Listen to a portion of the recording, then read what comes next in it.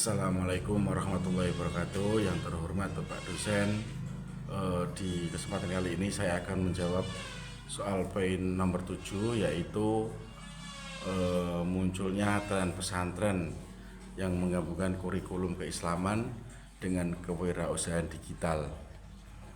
Analisa perubahan ini dalam perspektif teori perubahan sosial dan implikasinya terhadap struktur otoritas keilmuan Islam di lingkungan pesantren. Baik, menurut pendapat saya, memang akhir-akhir ini kita mulai melihat banyak pesantren yang tidak hanya fokus pada pendidikan agama, tapi juga mulai membuka ruang untuk pelatihan kewirausahaan dan keterampilan digital.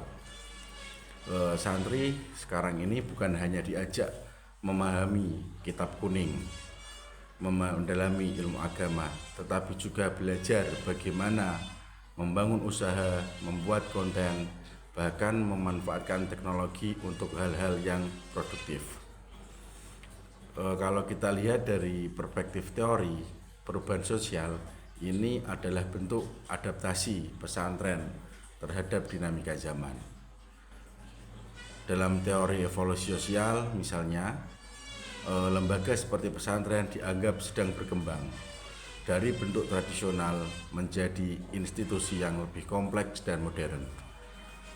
Sementara itu, dari sudut pandang fungsionalisme, fungsinya pesantren sedang berupaya menjaga peran dan fungsinya di tengah perubahan masyarakat, bukan hanya sebagai pusat keilmuan Islam, tetapi juga sebagai tempat pembentukan keterampilan hidup dengan berwirausaha digital.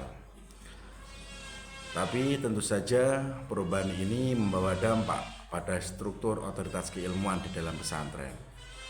Selama ini kita kenal sumber otoritas utama adalah para kiai yang memiliki penguasaan ilmu agama dan sanad keilmuan.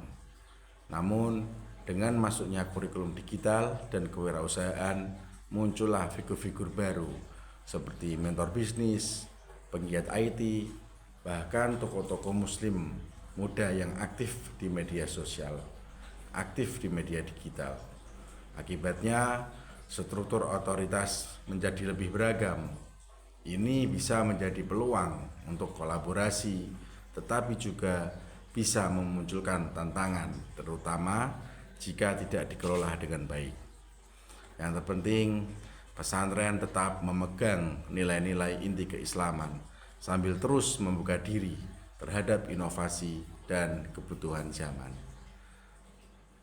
Karena pada akhirnya santri hari ini diharapkan tidak hanya kuat secara spiritual dan juga intelektual, tetapi juga siap secara sosial dan ekonomi.